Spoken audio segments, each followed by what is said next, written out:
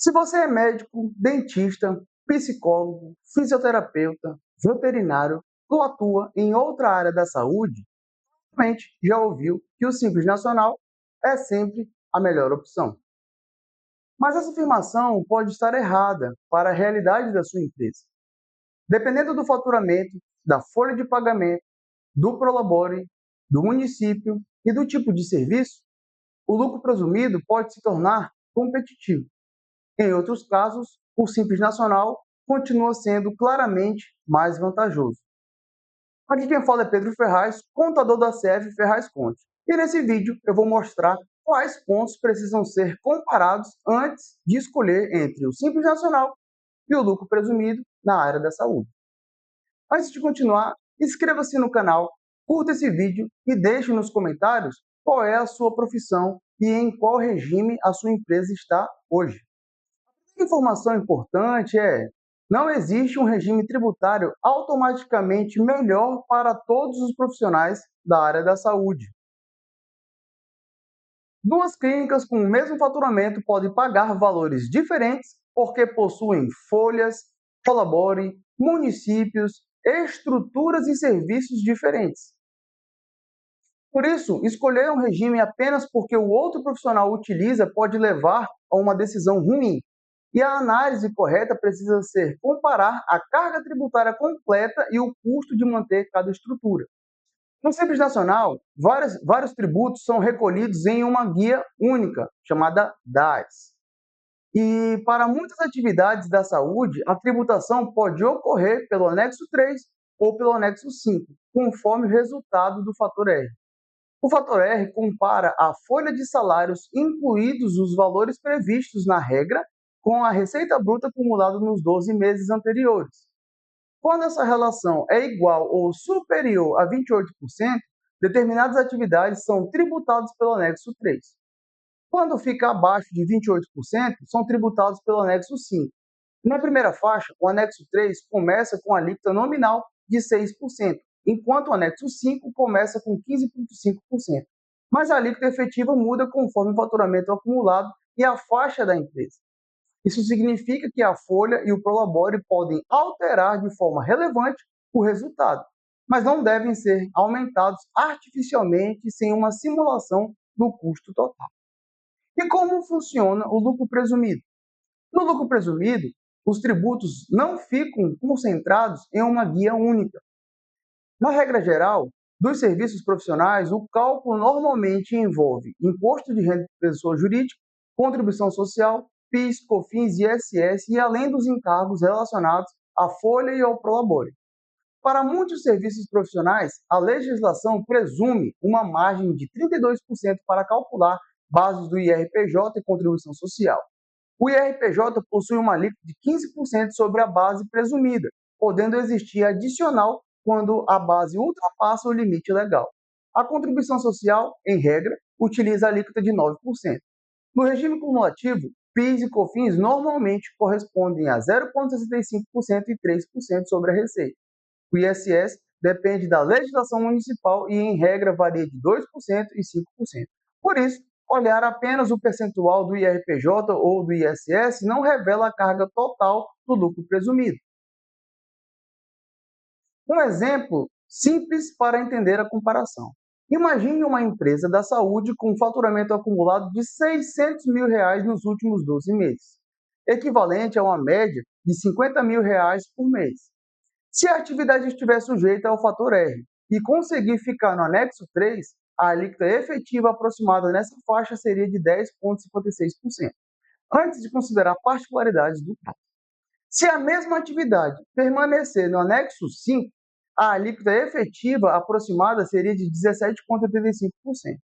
Já o lucro presumido, considerando a regra geral de serviços, IRPJ, contribuição social, PIS e COFINS, somariam aproximadamente 11,33% da receita, aos quais ainda seria acrescentado o ISS do município, além dos encargos da folha, dos eventuais adicionais ou das retenções.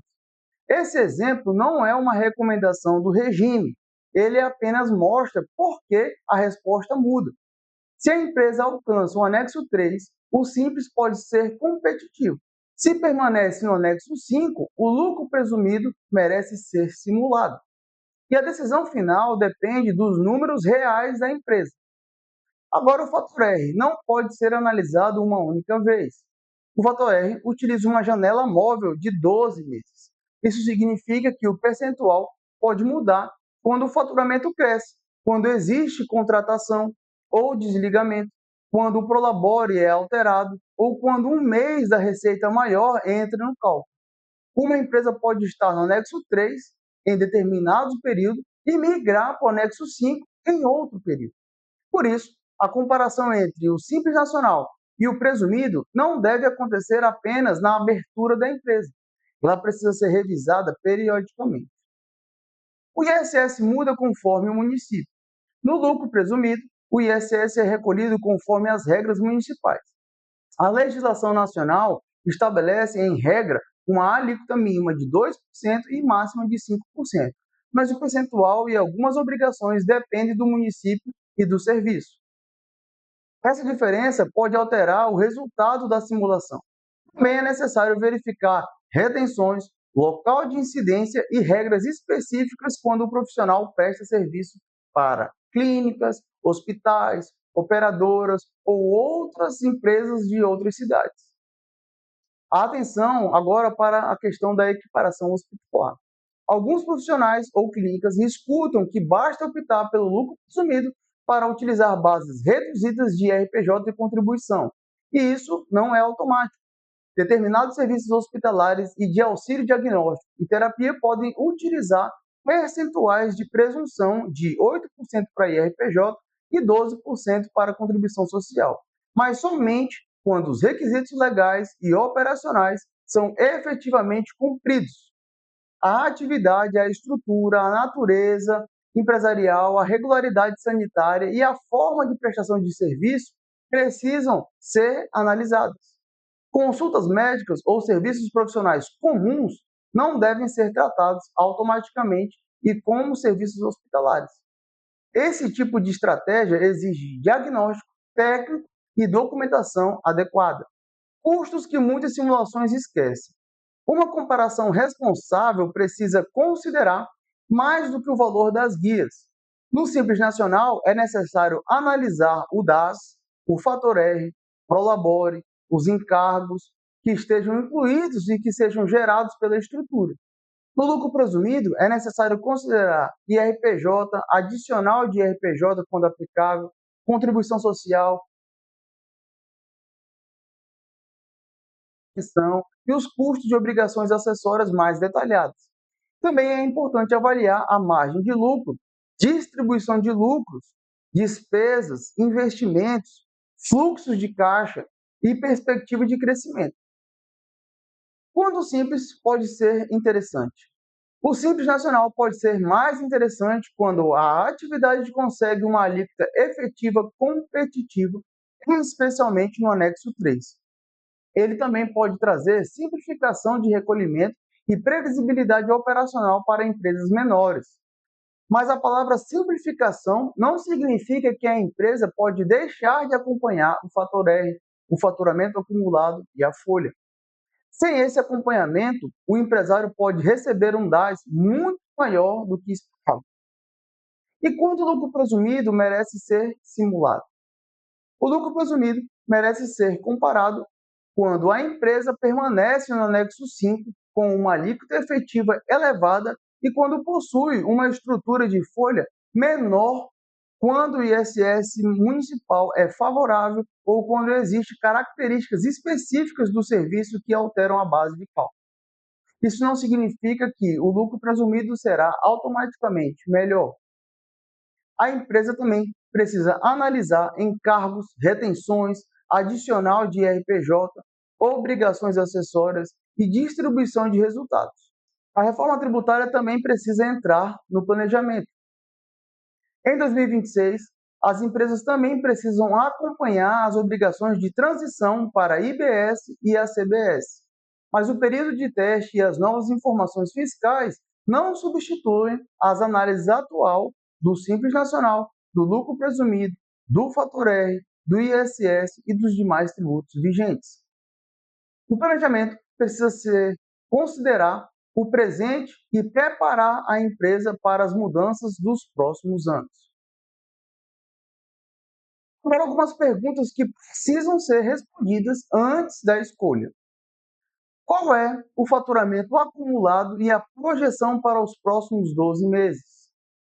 A atividade está sujeita ao fator R? Qual é a folha de pagamento real e qual é o prolabore adequado? Qual seria a alíquota efetiva do anexo 3 e do anexo 5? Qual é a alíquota do ISS do município?